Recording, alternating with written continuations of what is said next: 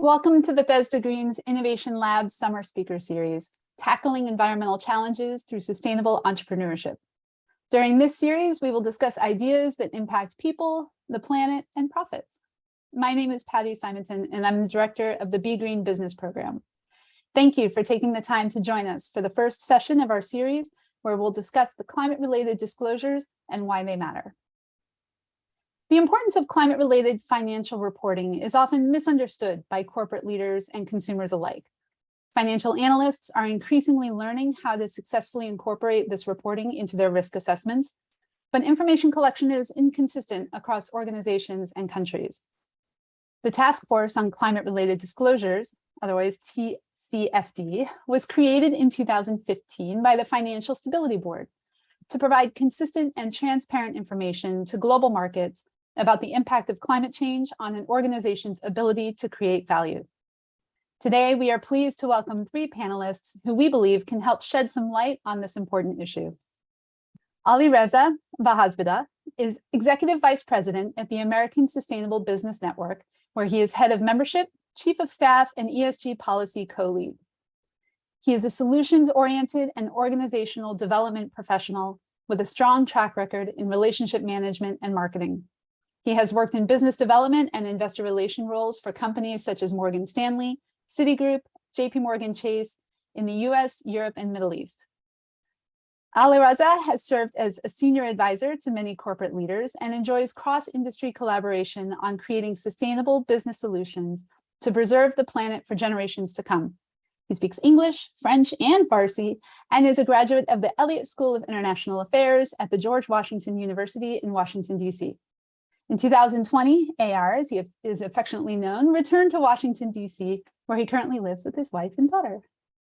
David Carlin leads the Climate Risk and the Task Force on Climate-Related Disclosures program for the UN Environmental Program Finance Initiative. He is currently running a pilot for over 50 global financial institutions on topics of climate scenarios, climate risk assessments, and climate governance.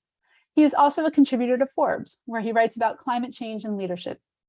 David has worked as a principal in finance, risk, and public policy for Oliver Wyman and model risk management for PNC Bank. His background is in quantitative modeling and decision science. He conducted research in financial decision-making at Carnegie Mellon University and graduated Phi Beta Kappa from Williams College. And last but not least, Dr. Sunny Sanwar is the founder and CEO of Dynamhex, where he is deploying its decarbonization as a service software to make carbon emissions measurement, reporting, and reduction easier. Dr. Sanwar is an immigrant, engineer, and a published author, serial entrepreneur, and a deep learning technologist who founded Dynamhex in 2018. He spent his educational, mechanical engineering, public policy, and a PhD in clean energy innovation, and professional career in deploying clean energy solutions. In 2011, he founded his first company, Verd2Go, I believe, am I saying that correctly? A stationary energy storage company from which he successfully exited in 2016. He was recognized as a Forbes 30 under 30 in energy category. Thank you all for being here today. As we kick off today's conversation, I'd like to encourage our attendees to drop your questions in the chat. I'll incorporate questions into the conversation as we go, and we'll try to catch all remaining questions during our Q&A session at the end. All right, let's jump in. I'm going to start with a question here to David. Can you please introduce the work of the UNEP's Task Force on Climate-Related Financial Disclosures and set the stage for our conversation?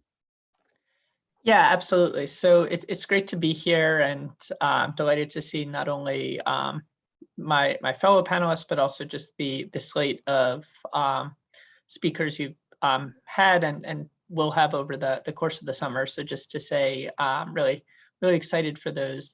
To start at the beginning, which is with the Task Force on Climate-Related Financial Disclosures. Our program at the UN was created in 2017 after the official announcement of the TCFD by the Financial Stability Board, with the idea that this framework on disclosure was one way that financial actors could better quantify, measure, and understand the risks posed by climate change, and by therefore have those risks more appropriately priced, more appropriately managed. And not only would that lead to more effective and stable financial markets, but it would also lead to significantly more improvements in the way that the financial sector engages with this topic of climate change. And so our program began really as a way to bring our membership. As the UN Environment Program's Finance Initiative, we work with private sector institutions around the world, now over 400 of them, banks, investors, and insurers, to really figure out how finance can contribute to sustainability globally. And so that means working on issues like the principles for responsible banking, establishing principles for the sustainable practices around lending, our net zero alliances, so supporting decarbonization, and then this work that I run around climate risks and disclosures, with the idea that if we can give institutions the tools to move faster, we can accelerate progress in this sector. And so the program has always been a very hands-on and very peer-driven experience for institutions to learn from each other and to begin answering some of the questions the TCFD laid out within its 4 pillars of governance, strategy, risk management, and metrics and targets. So within that, you have a useful frame to consider how institutions are managing their climate risks over time and in the future. But the challenge is then to say, how do we quantify those things? What does good governance look like?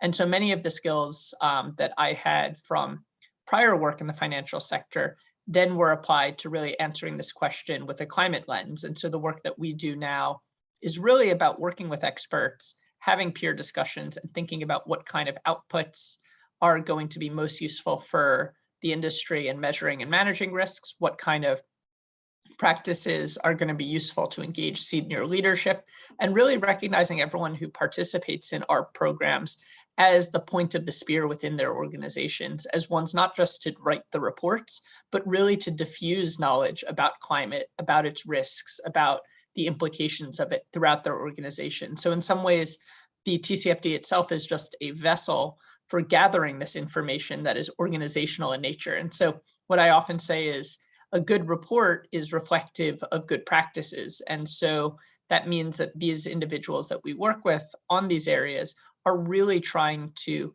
help their organizations to get the right data, do the analysis that is going to be insightful, apply that analysis to how they make decisions, and think about the role and expectations that the financial sector has when it comes to climate change, both in terms of risks as well as in terms of decarbonization. So that's kind of how we've thought about it. And the framework itself has now been adopted by thousands of institutions around the world. It's been put into mandatory disclosure regimes. It's very similar to the framework that the US SEC has put together. And so our work is to continue to help the industry to move faster, to help supervisors also move faster with their learning. And my hope is that we do move from words on a page to real actions. And in some ways, as I said, the real goal here is to derive action and to never forget that in thinking about these disclosures as a tool for making markets work better, for making climate a more central theme in the discussion of risks and opportunities for financial actors. And I think if we're doing that, then disclosures are serving their purpose. And so they really can't exist in isolation, but rather exist as one of many tools for institutions to help manage the challenges ahead due to climate change. Awesome, thank you. If you don't mind, if I ask you to hold the floor a little bit more, can you just do a brief definition for us on Scope 1, Scope 2, and Scope 3 emissions for our listeners? Yeah, of course. So the scopes of emissions really pertain to this concept of life cycle analysis. Sometimes you'll hear it called LCA, this idea that throughout the value chain of an organization, there are different parts that firms have more control over, have less control over. And as a result, though, when we account for the full impact of their products, of their services, we want to be aiming to be as comprehensive as we can and recognizing that there's a potential for impact throughout. And so Scope 1 emissions really relates to the very direct emissions from an operation. And so in this case, for someone who is in the oil and gas business, this is really about the energy and emissions that are created from drilling. So if there are emissions being produced through the extraction, that process is the direct emissions. A similar example would be if, as an end user, if you are consuming energy, that is going to be your scope 1 emissions. Scope 2 emissions are what often are called more indirect operational emissions, and that means things that relate to something that often is provided by a supplier. Probably the most notable and clearest example of this is electricity. And so if you think about a financial institution, the electricity that keeps the lights on may come from a coal burning power plant. The scope 2 for that institution is its operational emissions to run their branches and to keep the lights on, literally and figuratively there. Then the scope 3 emissions, this is probably the most complex and the biggest share of emissions for many organizations and many sectors. Scope 3 emissions are really the emissions that are the result of end use, so the product itself. And so this is often where we think about indirect emissions that fall outside of operations. So if you are Exxon and you extract oil, you refine oil, you transport oil, most of the emissions actually come when that oil is combusted out the tailpipe of a vehicle. And so that is still something that is in your value chain. It's the thing that you are earning revenue for. The reason people are willing to pay is because that combustion drives their car. And yet that can be the bulk of your emissions. Another example that I think is really important for people to understand is what's called financed emissions. So if you think about a bank or you think about an investment firm, and a small investment firm maybe has 10 people and it has an office. And so the operational emissions can be quite small. You're talking about essentially a small business. But the money that is being lent, if they're lending it to open a new coal plant or they're lending it to an extractive industry, is directly facilitating the creation of emissions. And so financed emissions are the scope 3 emissions of the financial sector. And so understanding those different scopes of emissions, clearly the control that institutions have is going to be closest to those scope 1 emissions than to the scope 2. And yet we can't say that scope 3 emissions are outside of their remit, because these are the things that are critical to their business processes. These are the things that are almost their reason for existence. And so by passing those on simply to the end user, we're not really getting a full accounting of the footprint of an Exxon, of a major bank, of a major producer. And so it's thinking about that that gives us this kind of full life cycle of what impacts you as an organization are having on the climate. Awesome. Thank you for that very clear definition. Sunny, jumping over to you. In response to the SEC's call for public comments regarding their proposal to enhance and standardize climate-related disclosures for investors, Dynamhex submitted a statement defending the importance of such disclosures. Can you tell me more about what prompted the SEC to propose such regulations? And can you please briefly share your opinion about why they matter? Yeah, absolutely. And thanks for having me. I think I voiced the same sentiment from David that, very much looking forward to hearing from the other panelists, and throughout the summer, seeing some other great talks. Great to be here, and thanks for inviting me. So yeah, as it relates to the SEC's sort of, what they were hoping to do or wanting to do with these disclosures, and how we reacted to those sort of emerging groundswell of how disclosure should be formed last summer. I think the intention was there were a lot of companies through sort of voluntary reporting through the Climate Disclosure Project and some other disclosure, CDP standards were already disclosing it in a way that they were trying to proactively tell their investors, their customers, future employees, suppliers that here's our stance on climate, here are the types of targets we've set, here's what we're measuring on an ongoing basis. So they wanted to leverage some of those developments, but what was missing was really standardization. A lot of people didn't really know, to David's point again, which part of scope 3 they should be accounting for versus which was so uncertain that they likely couldn't get to a number that was meaningful. So there was a lot of things that could be done better from the voluntary perspective. So the regulatory direction the SEC was looking for is to standardize those and enable, as David mentioned, better market transformation, better decision-making in the financial markets on how to price in what could be negative externalities, the price of emissions. Are we actually seeing the full impact of an organization if you're not really counting what damage they might be doing directly or indirectly to the environment and thereby to others in the community? So our response was really, okay, well, if standardization is the end goal effectively, what could be a couple of things that we need to identify and really align ourselves with? And the last comment David mentioned about scope 1, 2, and 3 is a brilliant example of that, which we actually pointed out in the letter itself, where someone's scope 1 and 2 is someone else's scope 3, right? It's basically a graph. It's like a social network, right? You have a central node, let's say a power generator, and another node that consumes that power. It could be me and my home is the consumer of my utilities electricity. They could consider that scope 1 and 2, and I would be their scope 3, versus I could in unison consider myself part of a scope 2 emissions, my power generation. So if you want to standardize something, the first thing you benefit from is synergies between nodes, meaning if an upstream company were to do good on their net zero target or even measure their overall exposures to emissions, someone downstream would benefit from that. Right now, you could have a case where someone downstream is doing all that they can to reduce their emissions, someone upstream is doing their part. They're either double counting at worst, or they're like overlooking synergies at best. So the first thing we said was, if you look at the disclosure more of a math problem, here's what I think the intent is. Here are some of the things we need to align with.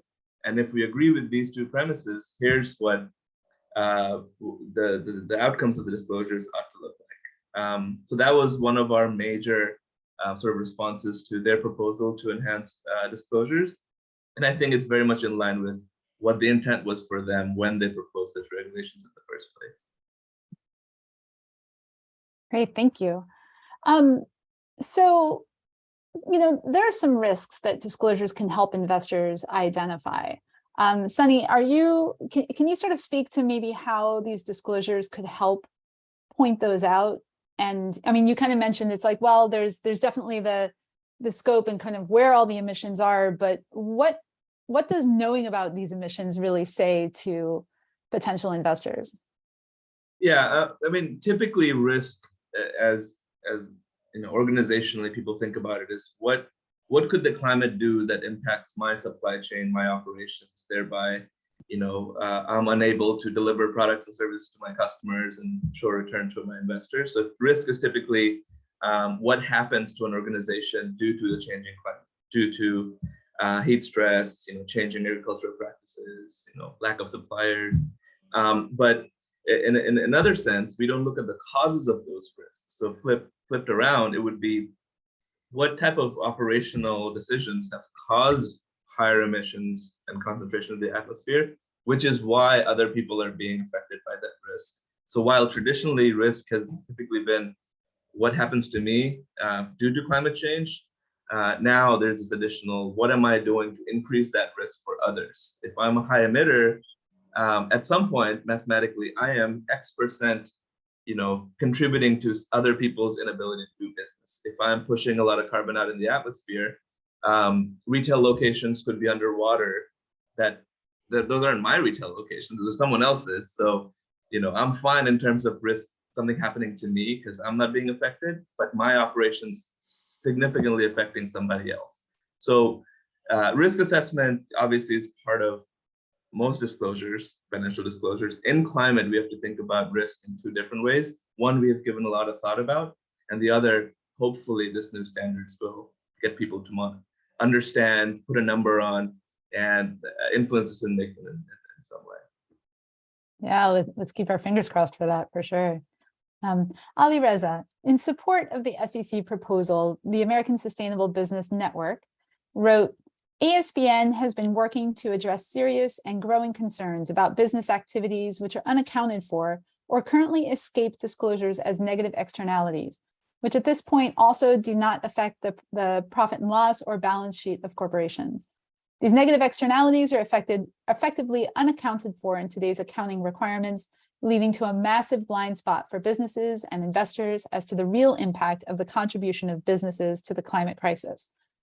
Could you please elaborate a little bit about the types of business activities that are not disclosed with current reporting requirements? And given that there are no doubt quite a few companies that would rather their activities remain undisclosed, could you please elaborate a bit about who your members are and why they support this measure? Sure. Thank you so much, Patty, for inviting me to this panel, and I'm honored to share it with Sunny and David.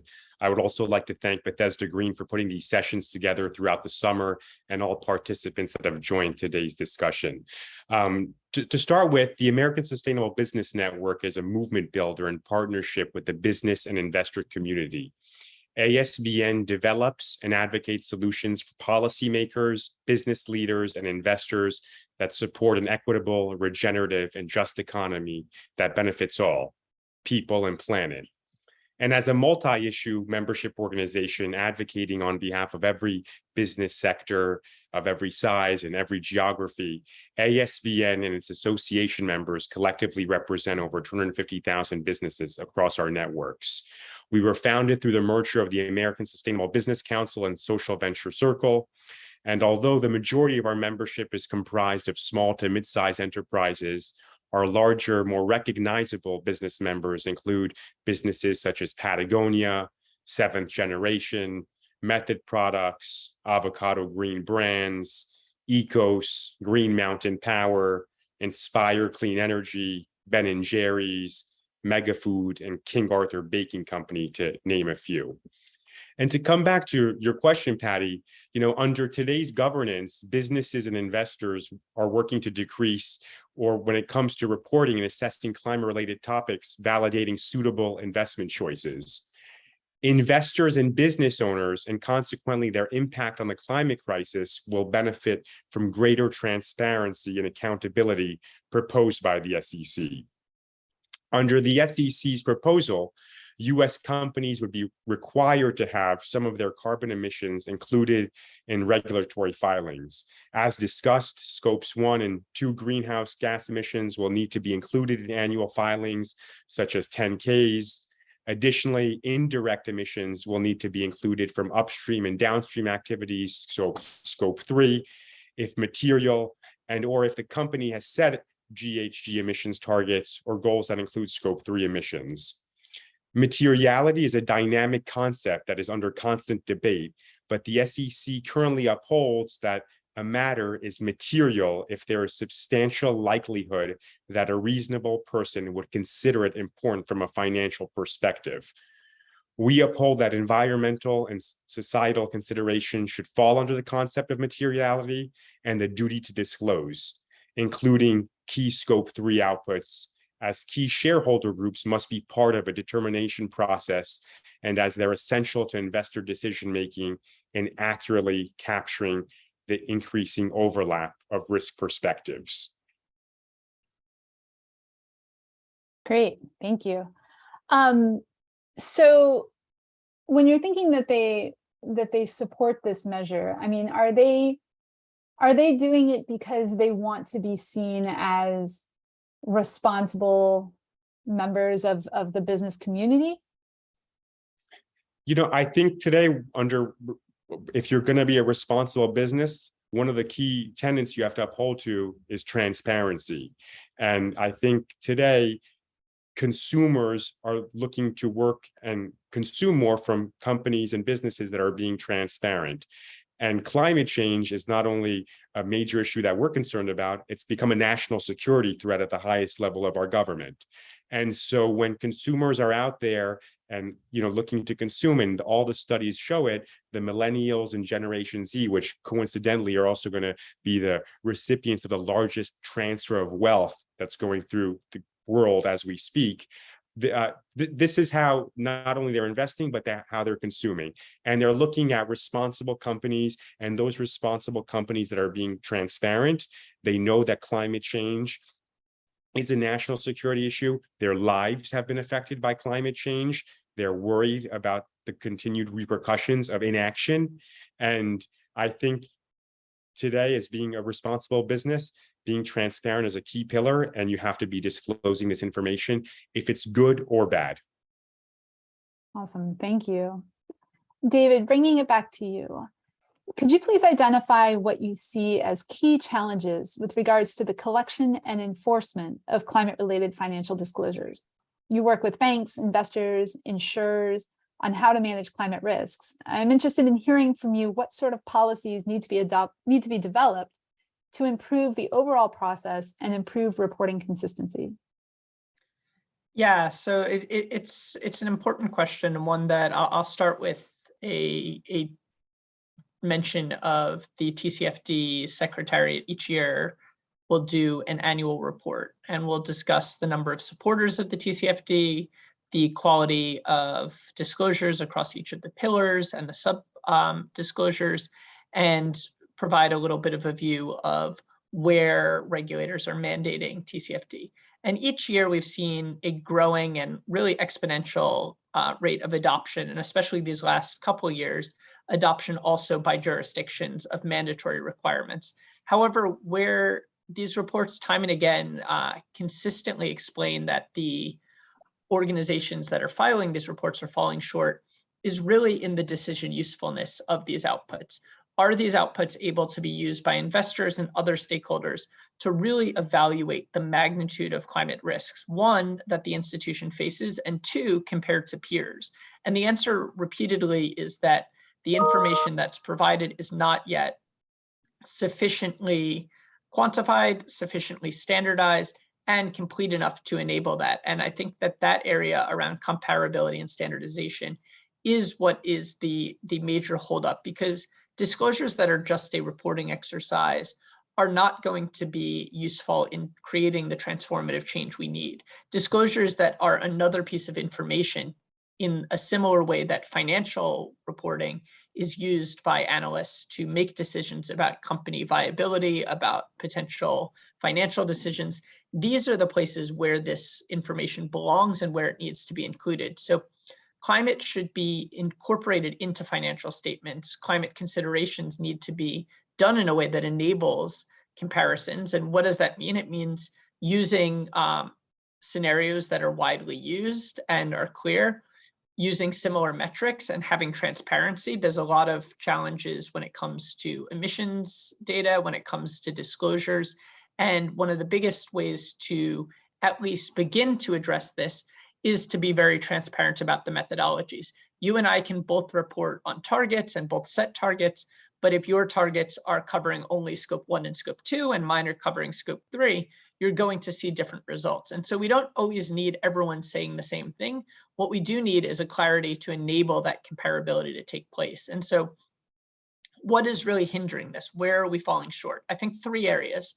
The first is a skills-based deficit, and that is to say that for many institutions, doing scenario analysis, quantifying the magnitude of these risks is really asking for skills that they don't yet have, and in many cases haven't really budgeted for. And so there is a need to really increase the focus, increase the funding to get up the curve and make sure that this is a core part of how you think about risk and how you think about the analytics that you need. The second is data. And even with the best and most highly skilled people, data is a challenge, especially when you're working with institutions that have many clients or many suppliers. Getting information not just from within your walls, but from outside, that can be a big challenge. And so I had been part of the UN efforts, the Race to Zero, to think about defining scope 3 emissions and think about how we enhance that. And one of the biggest things that we talked about consistently was the need to have plans to improve data. This is a multi-year and multi-stage process, but we need to think about what proxies are able to give us approximations today, as well as what processes will give us better information tomorrow. And then finally, I think the last part is the inconsistency of requirements. And it's not to say that the requirements themselves are vastly different when they apply. I think a lot of them have largely taken the TCFD and either expanded on it or have included many elements of it.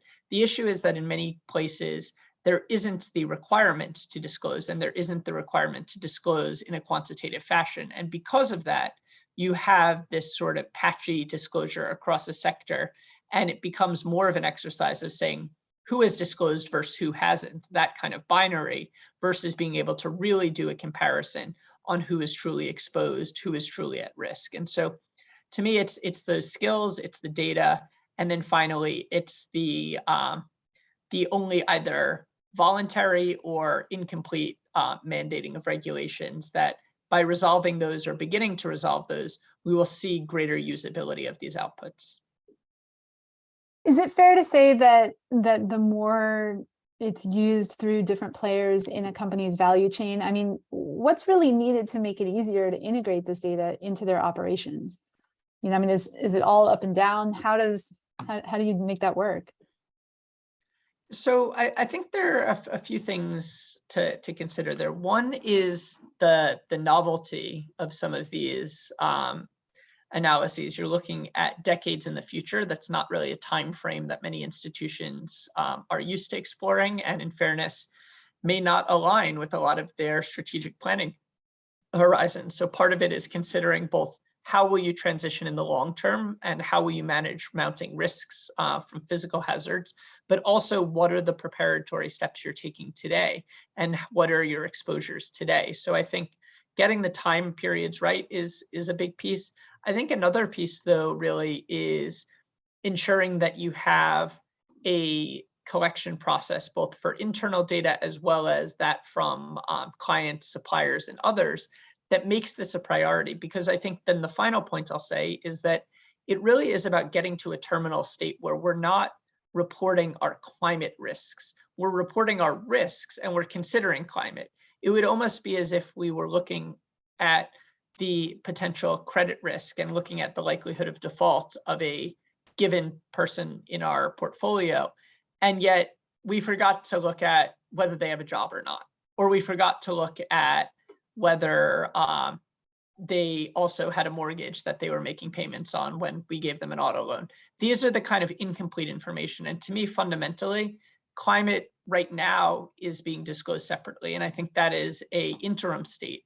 The ultimate state is it can be broken out as needed, but integration really means that in the risk rating that you have, in the decisions that you make, climate is being considered and being integrated. And that to me is the terminal state that is somewhat dependent on those other things that I've mentioned. Thank you. Sunny, I think you'll be able to build on this then. How can the data that Dynamhex collects help make it easier for corporations to comply with regulations like those proposed by the SEC? And if you can just expand a little bit, how does the process of data collection used by Dynamhex differ from other players in the field? And then, just because I might as well throw them all at you at once, what other data will be needed for a company to collect in order to be compliant with the new proposed SEC regulations? Yeah, great question. So I think the reason why we started Dynamhex back in 2018, before a lot of these, things we talked about were formalized, at least to this extent, was because we saw this over and over. We saw, from a scientific perspective, carbon is carbon, source versus sink, time frames, operational assets. These are things that people more or less understand. What businesses typically understand is operations, right? What teams, operations, subsidiaries, locations. These are things that make sense to the corporations. There was a huge gap between how sort of scientists or macro economists or policymakers looked at climate change and how, frontline sort of decision makers looked at how they should interact. So that was the open question in 2018 when we set out to start Dynamhex. And really, if you think about it, it's kind of the 3 points mentioned earlier, which is you don't have a dedicated climate person in a general organization. You have a finance person, you have a marketing person, and you have every other sort of functional group, but climate necessarily isn't a functional group that people staff, right? And they haven't staffed for the longest period. And now we're just like, well, we need this know-how. How do we grapple with, climate-related KPIs that we have to work with? So that was one of the things we wanted to start as a company, wanted to help as a company when we started. And it quickly went into the data, lack of data. Even if I have somebody who sort of moonlights as a climate person within the organization, they don't really know where to collect the data, how to collect that data, how often the data changes, and am I sort of misrepresenting what this data means for my organization or even my sector? And then finally, kind of related is, data gaps.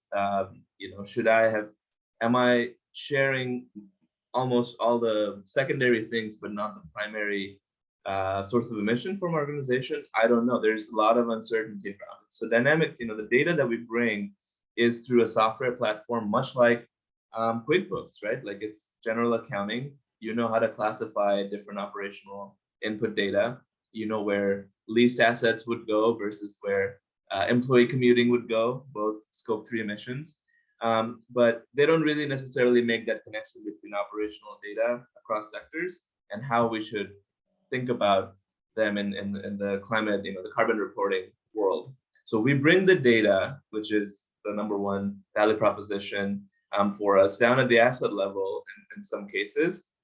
We really develop the skill set for individuals within the organization.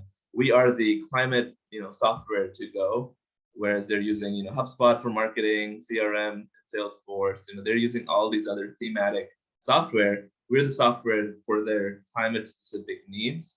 And because of the software, we're backward compatible with how they would have done a GRESB or even a CDP reporting in 2018.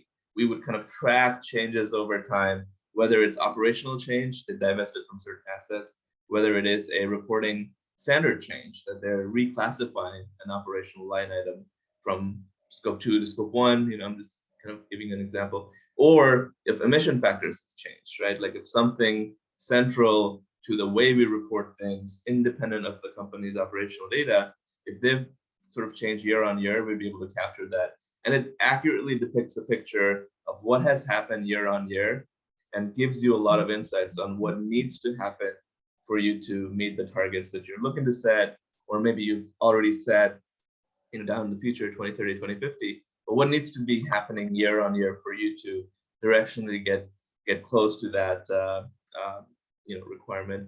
And how we're different really is, instead of saying, well, the reporting burden for gathering and analyzing all this data falls only on a person that isn't really on staff yet, which is a very challenging and risky sort of proposition for the average business.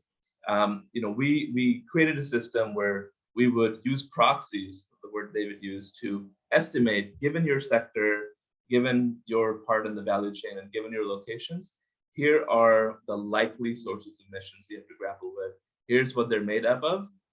And you can invite suppliers, you can invite other upstream, downstream partners to backfill those average of average proxies with real data, right? So we've worked with banks who used us to estimate their entire residential mortgage portfolio in America, right? We've worked with utilities that have analyzed use of sold goods, which is scope 3 for them, across entire service territories, which includes every home, every building, every school, every hospital. So we've gotten into the science of, hey, how do we take the standards, which is a narrative, which is just reporting for reporting's sake, and make it into a dynamic and robust infrastructure platform that really scales with your ambitiousness of your targets, scales with how your operations are scaling, and someone internal in the organization can really man this with our support so that they don't have to be a PhD in climate science and get up and running in 6 months. We can get them up and running in weeks on what they're likely exposed to and where else they could sort of backfill some of those data gaps. So that's what we're all about, and that's sort of how we're different from some of the traditional approaches to this topic. Thank you for sharing that explanation. There's been a lot going on with the SEC, and it's kind of hitting the news a lot, especially in light of the Supreme Court's ruling on the EPA's authority to mandate carbon emission reductions. So a question for all of you, I'll kind of throw it to all of you and whoever wants to jump in. I'm curious what your thoughts are about whether this sets a precedent for the court to limit the SEC's ability to require climate-related financial disclosures. I'm happy to start if that's okay. Go for it. Yeah, I think, the U.S. Supreme Court's rule curbing the ability of the country's top environmental regulator to limit greenhouse gas emissions from power plants is naturally a landmark ruling that deals a huge blow to the administration of President Biden and our collective fight against climate change. And although the case centered on the interpretation of the EPA's authority under the Clean Air Act, the court's reasoning could apply to other federal agency actions where an agency is seeking to issue significant new regulations. So that's the risk. And indeed, questions have already arisen about the implications of the decisions for the U.S. SEC, which has sought to establish a series of new regulatory standards, which we're discussing, and naturally including climate-related disclosure. And not to be cynical here, but just to be realistic, the failure of Congress to pass climate legislation piles more pressure on the regulatory power of groups like the EPA, which was hamstrung by the Supreme Court's decision earlier this month in the ruling that curbed their ability to curb these greenhouse gas emissions. So, climate advocates are continuing to push the EPA to take the most stringent measures to regulate emissions from power plants and the like in vehicles, although lawyers have said that the Supreme Court ruling creates new uncertainty over what the EPA can achieve without facing further legal action. So it's critical, I think, and incumbent upon all of us to continue to put the pressure on and to show support for these actions, not only from our business perspective, but by educating our community, our peers, and because I feel like the more people are aware of the issues, the more they're going to understand them and want to actually seek change. Yeah, one would certainly hope. Sunny, David, do either of you want to jump in and build on that? Yeah, I mean, David, if it's okay, I'll give you my 2 cents. Yeah, I think, super. yeah, fundamentally, I think, the EPA wanting to reduce emissions for power plants, I think it's slightly different than the SEC creating disclosure standards for emissions and not explicitly regulating directionality, at least not right now, or not the way it's framed. So I think the pushback from industry would be slightly different.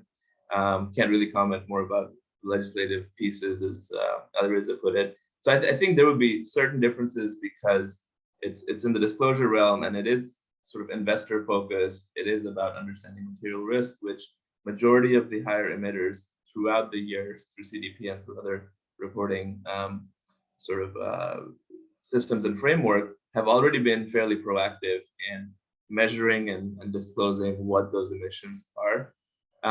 So I'm still pretty hopeful because, again, to Alari's point, like this is a blow to American climate policy broadly. Power plants, which is everyone else's scope 2, purchased electricity, is a big source of emissions. As we electrify everything from heating and transportation to even some medium to heavy industry, the impact of emissions, if not reduced at source, would obviously increase everyone else's scope 2 emissions. So that's obviously very challenging. But at the same time, with better disclosures, I think we will identify low-hanging fruits where they are located. We will be able to, again, uncover synergies on how exactly should we work to reduce those emissions.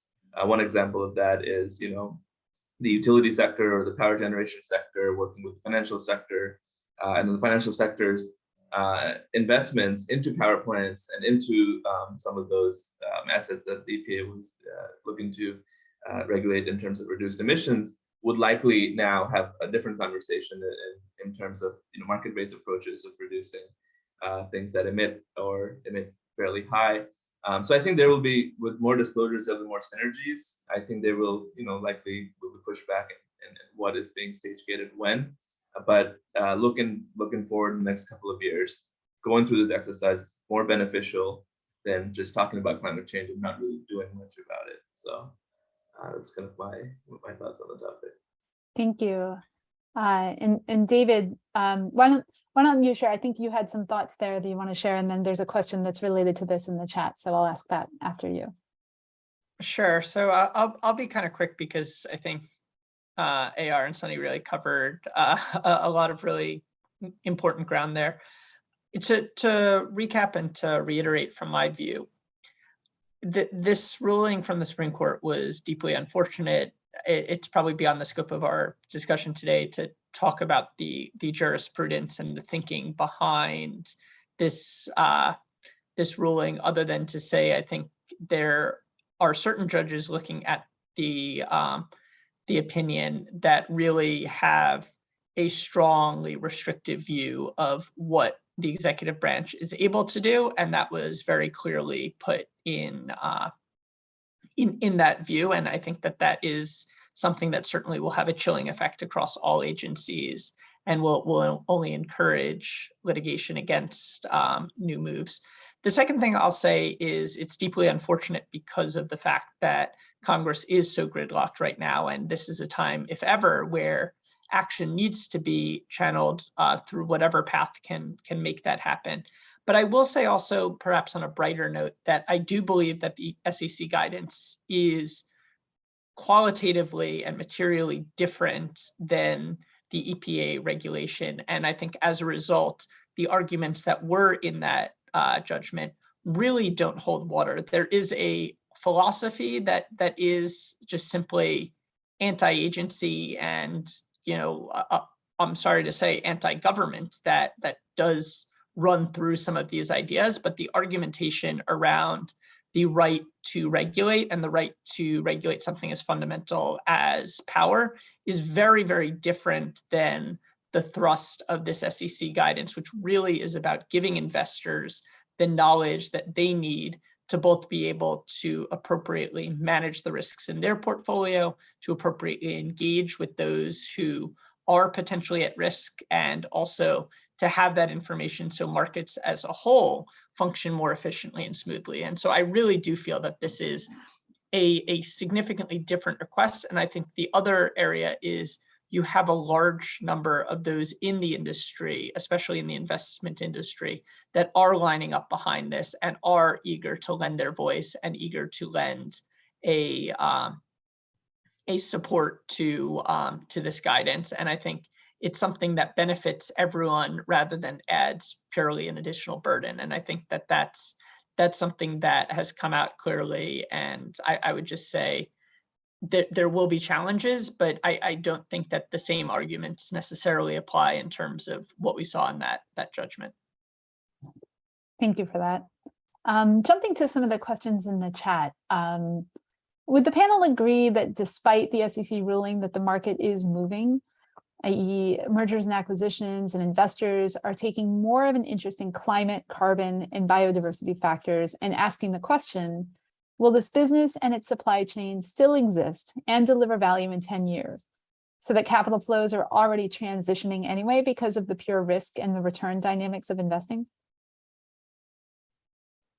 I'm happy to start. I would say, generally speaking, yes. I think since the comment period for the SEC's climate disclosure ended in June, the SEC has moved into the next phase of reviewing the comment letters and are preparing the final rule. And I think I recently saw a recent survey that companies are getting ahead of the rules and preparing early. And the assessment had over 248 companies, revealed that over 70% of companies have already started preparing. And so I think they understand that this is coming down the pike, and if it goes through or not, it's coming in one shape or another imminently, hopefully sooner rather than later. And companies need to start getting prepared. Their consumers, and not only that, their regulators are going to be demanding this type of information. Other thoughts? Yeah. I mean, just kind of my feelings about it. I think it generally, yes, the direction is, the market is moving irrespective of, or fairly untethered to how the SEC, throughout this rulemaking, what the outcomes would look like. But the question, I think, still for climate is that enough, right? Is it a transformation that's going to take 50 years organically, and is that going to overspend our carbon budget? And then the other issue is, what's the operational boundary? Because you could, risk and return isn't antithetical to any organization. It could be fairly uncorrelated. You could be a refrigerant company that actually makes more money because of heat stress and air conditioning deployments. So risk is actually good for you. So there are instances across sectors where these things are really tied together and finally correlated, or in other areas where it doesn't really make sense. So investors taking bets on funding market transforming like net zero solutions in 30 years from now, isn't necessarily the same as are they pulling money out of things that they consider to be stranded assets, because those are two fairly separate ways of looking at the financial markets as it relates to like carbon disclosure and 2030 or 2050, right? So I think the answer at the end of all this is it depends. It depends on whom, where, and what's the outcome, because I could see all three of them having different responses based on who we're looking at. Yeah, and David, I mean, you're working with these banks and investors and insurers. Any thoughts there? Yeah, the transition is underway, and it's underway for social reasons. It's underway for policy reasons. As this guidance is becoming widely adopted globally, and so whether you're an international entity that is going to have to follow this other places, or you're already preparing for the SEC, as AR was saying, that's absolutely the case. And it's ongoing for economic reasons, that the plunging costs of renewables, the change in our global concerns about energy security, all of these things mean that the underlying dynamics are being upended and being changed. And whether that's related to inflows in new environmental funds, whether that is related to investment in energy. And this year, we actually saw more money going into renewables for new energy development than into fossil fuels. The point is that these changes are coming. They're working their way through the system. This isn't a genie that gets put back in the bottle. And so despite the fact that certain institutions and individuals may want to drag their feet on this, this is something that isn't a coming transition, it's a current transition. And it's one that, just like climate change, is a challenge of the present as well as the future. And I think that that means that those who are best prepared and those who are most circumspect in their assessment of both the risks and opportunities are going to be the ones that thrive. And I think it's as simple as that those who will succeed are going to be the ones that are both best prepared as well as thinking most expansively about how these changing circumstances impact them and impact those that they work with. Great. Can I just say one more thing on this? Yeah, jump in. I think it's very important. The regulators in our country tend to be behind the game, not ahead of the game. So this stuff is already happening, which is exactly why the proposed standards have come out. And one of the, besides putting out standards that are consistent, comparable, and reliable, I think these proposed standards also help address a critical threat in the industry, which is greenwashing. And companies of all types are, advertising, making claims, disclosing information, and there needs to be some sort of consistent, comparable, reliable information, as Sunny was talking about. And this aims to do just that, because it's been going on and people are confused because there is no consistency in the information. Yeah, no, for sure. So I've got two more questions before I ask for any kind of final words you'd like to share. One, here in the chat, we've got an attendee asking what your thoughts on Nori's carbon coin tied to the price per ton of carbon sequestered. I admit I don't even know what that is. So does anyone have any opinions you'd like to share on that? I mean, I can start this. I've been following Nori for a while. I think, it's if you look at, carbon removal and sequestration as a viable solution to atmospheric concentration, I think a price-based sort of security makes a lot of sense to like internalize traditionally what we think of externalities, emissions, right? One thing we need to be, aware of is, like the bathtub model, right? The differential equation of if you keep on emitting, you're gonna have to keep on removing. if you remove for the sake of removing and you are blind to what is being emitted, that could be net negative or not really all that helpful. So I think the equation we need to factor into tokenization of attributes that is sequestration only and doesn't account for what the baseline is that they're sequestering.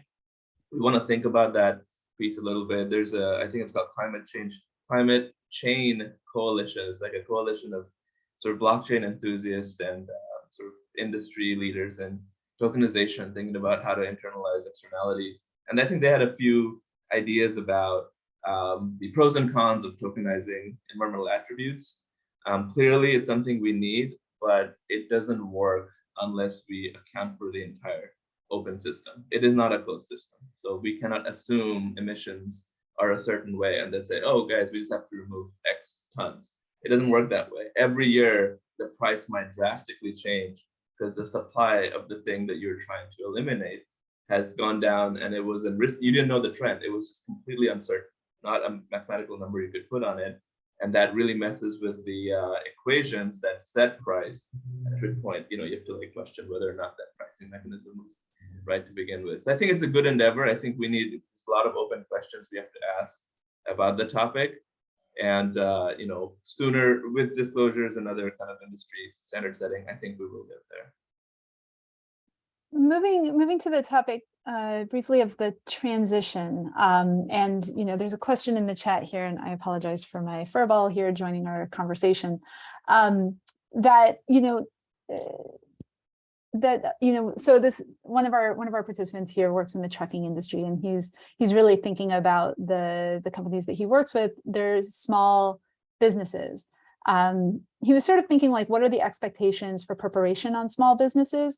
And I guess I kind of want to take that question one step further and also sort of say, if these SEC regulations, if it does pass, really how does this really work? How is the implementation? Where do they begin? And are people going to just be so overwhelmed with the amount of information that they're looking at? Because I look at a label now and I see B Corp and I see organic and I see, fair trade and I see all of this stuff. And I'm like, as a consumer, what am I trying to do? How do I sort through all of this? And from a small business, should they actually work to make this possible, this information available to their stakeholders? That was a lot and a very messy question. So I apologize if you guys want to run with that somehow. What do you think?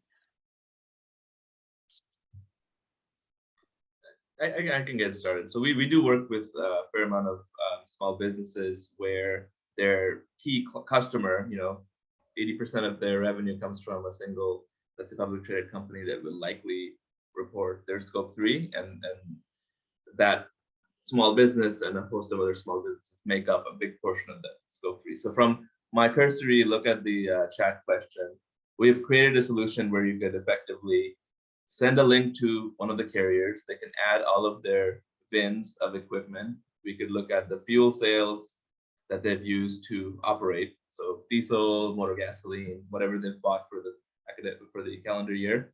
And we do your scope 1, which is mobile combustion. When a client uses you to deliver goods and services, that becomes that client's upstream or downstream transportation, scope 3. So we've broadened that down to a science. You just need to input things that are relevant to your business, i.e. the number of equipment I have for that year and the number of gallons of consumed fuels for the year. And then your corporate customer would then look at that data and say, well, this company is 12% of my scope 3. I have to send similar link to the other companies I work with. So it's a very streamlined solution, and small businesses do not need to think about hiring a consultant or trying to figure this out on their own and kind of mess up one number and it just throws the whole thing into sort of risky territory. So there are solutions out there. There will be more scalable solutions right after we know what the SEC the extent to their standards and disclosures that impact not the publicly traded companies but the folks that they do business with, which we agree it's a lot of small businesses, a lot of businesses that if the bigger companies didn't have the skill set to do this, you can almost assume the smaller companies have no clue, and they need a scalable solution that doesn't bend their budget, that doesn't introduce risk in their operations or, in any way affect kind of the operational viability of their businesses. Any other thoughts about the transition, especially for kind of raising awareness from a consumer perspective about how businesses are reporting this and why, I mean, they should, because they'll need to for their buyers, but I mean, is this just going to be so much information that we're just going to be overwhelmed? I think that that's a risk, and one that is why convergence and rapid convergence at that in the key metrics and key forms of disclosure are really so central. I would say also that it's really maybe one thing to move away from is just that this is your bank calling, or this is your investor calling. I think these are things that are true, and in some ways it's the way the financial sector talks about these things, but they are also creators of disclosures, and quite often I'm working with institutions that are making their own disclosures, so both the users as well as the producers. And on the producer side, I think it's incredibly important to really articulate the insights that are given and gained internally in terms of this. This is really kind of a full house assessment of where you stand and what risks you may face. And yes, depending on your size, depending on the industry you're in, certain topics, certain analyses are going to be more or less valuable and additive to you. But the idea, if you ask someone, is it worth taking an inventory of the risks that climate change and a low carbon transition pose to your business, as well as considering the opportunities? That's like saying, is it worth keeping your eyes open when you're riding a bike? The answer is obviously yes. And so I think that there is as compelling a case, in my opinion, for these to be valuable internally to stakeholders as they are externally to stakeholders. And I think that in some ways, to me, it's moving away from the idea that this is a reporting exercise and more toward it's a reflective exercise on the practices that you are currently pursuing, as well as the ones you may need to pursue to put yourself in good stead for the future. Thank you. I know we are at, I mean, we budgeted about 90 minutes for this, so I don't want to take up the whole time, but I am interested in this question. Do we need governments and regulators to step in and just set the rules, perhaps to create capital markets that work and provide the liquidity to the companies that will drive the circular economy? Yes. Yes. Yes. Yes. All right. No, I think at the end of the day, it's incumbent on us as people, and people in our government to put these rules and regulations out there, again, because there is so much inconsistency out there that we need a regulatory body to come in, assess the information, and then put together a proposal in place. And I think the way the SEC went about doing it by first issuing a call for proposal, getting those proposals in, and then issuing their actual proposal, and now seeking feedback before they come out with the rule, is a very kind of transparent process to undertake. But the other thing is that people, the thing that people fear the most is change, and this is change. And at first, people, every day in life, we fear change. At work, someone says, don't do it this way, do it that way. No, I've been doing it this way the whole time. I want to continue doing it this way. And people are reluctant. But as they adapt to the change and become more comfortable with the change, then that kind of becomes standardized practice. And I think we're in that kind of rudimentary period right now. And I'm optimistic that with the standardizing of climate disclosure language in clear layman's terms, that's going to help investors understand possible risks, and it will also allow investors to press at-risk companies for change. And so I think this is a positive thing, and I look forward to the final rule coming out. Sounds great. All right, final words. We'll just do a circle here. Any order, if someone would like to do, is there something that I didn't ask about that you really think should be mentioned in the context of this conversation? Or do you have thoughts about kind of, if someone's watching this topic, like what to really keep an eye on? that, you know, maybe might be under acknowledged by the media, or any other thoughts that you have to share? I mean, I can start. I think one of the things we briefly touched about was opportunities. Like risk dominates the narrative for climate, and maybe it makes sense for people to think about it that way because, to Aliraza's point, people don't like change. They don't like uncertainty. But if the uncertainty turns into risk, which they can quantify, they'll think about it, right? They'll be like, okay, well, now I know what to look out for when I have my eyes open and ready to fight.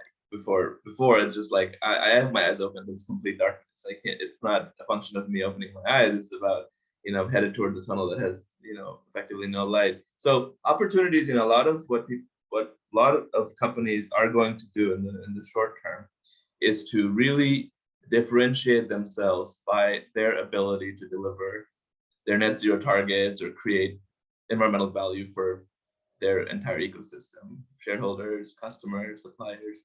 And we haven't really talked about that piece, probably because it's sector specific, but also because once people are accurately able to convert the uncertainty to risk, they can see that there are rewards to taking some risks. There are some risks that you just have to do. It's cost of doing business in this new world. And rightly so, there might be some costs you have to incur. And that's just something that is part of this new world. So I think opportunities, once we are able to get past what are we disclosing to whom and why, there will be avenues that get opened up that it's not visible, where people can create further value, they can further differentiate themselves from their competitors or their sectors, or entire new business models. There was Nori as an example. There was, can there be liquidity in the capital markets for folks that do circular economy? And the answer is yes, because these disclosures not only show you, the downsides, it shows you certain upsides that first movers are going to be able to capitalize. So that is something that I feel like isn't talked about enough in the media. It's typically doom and gloom, but that is also a reality of nature positive capitalism. Makes me wonder, would they be able to sell newspapers if it wasn't all doom and gloom, right? Well, that's probably the driving reason why it's more risk than. Alireza, any final words from you? Yes, I'm going to go back to what we touched on briefly about greenwashing and how these proposed standards are going to help reduce greenwashing, because this is something that's just pervasive right now in our economy. I mean, only in the past couple of months, we've seen the German subsidiary of Deutsche Bank, their CEO arrested. They had their former chief sustainable officer last year whistleblow on them because their management was making inaccurate claims around sustainability. That's huge. Here at home, Bank of New York was recently fined by the SEC for greenwashing. Goldman Sachs is under investigation right now because of greenwashing, and these proposals and these standards are going to help reduce that. And I think this is critical in setting a floor to ensure that investors of all sizes will have access to data about corporate climate risk that will be vital in their investment making decision as the economy pivots to a clean energy future. Thank you for that. And David, any final words? Yeah, we've covered a lot today, and I would say from my perspective, it's really making these things that we talk about on disclosure into action, and disclosures are a means to do that. They're also, as AR was saying, a clear way to clarify who is green and who is greenwashing. And I think the credibility of a lot of this work is dependent on having transparent information and having people able to interpret and act on that information. And that's not just to avert the continuing worsening effects of climate, but also to really ensure that the mobilization of capital provides for adaptation, for mitigation, and is really doing what it says. We've seen an incredible amount of social interest in this. We've seen an incredible amount now of supervisory and executive interest in this. But the way that this becomes transformative rather than a flavor of the week is through action. And I think there's no risk of this movement, quote unquote, passing, but I do think that there is a risk of a increasing amount of non-productive actions and activities. And the fact is, the time for discussion, the time for commitments has come and it's gone. And now we are in that time period of action. We probably are well overdue for it. And I think it's the thing that, to me, is the clearest way that I evaluate reports, is not just what disclosures they make, but also what they are actively doing now. And I think that that is, to me, a guiding star for people in assessing the quality and relevance of these disclosures, is to really ask, what are the organizations whose disclosures they're rating? What are they doing? Thank you. Awesome. Yeah, I mean, the time to act is now. I mean, all three of you really, I mean, you are doing such important work. You are helping to enable the community to really understand why this matters. You're helping make it possible. You're sharing information in ways that are just easily digestible, that hopefully will just get the word out there about why this, the SEC, the regulations definitely have to pass. But if it doesn't, that companies should really take the lead on this anyway. Thank you all for your time today. Thank you for sharing your wisdom with all of us. I really enjoyed this conversation. For those who were not at the beginning, we have recorded this. We will put this on our website along with a summary of the session. If you have any follow-up questions, to any of the panelists, send them to us at innovationlab@bethesdagreen.org. I'd be happy to pass them on to all of them. And have a wonderful rest of your day, everyone. Thank you so much. Thanks so much. Thanks so much. Thanks, everybody. Bye. Bye.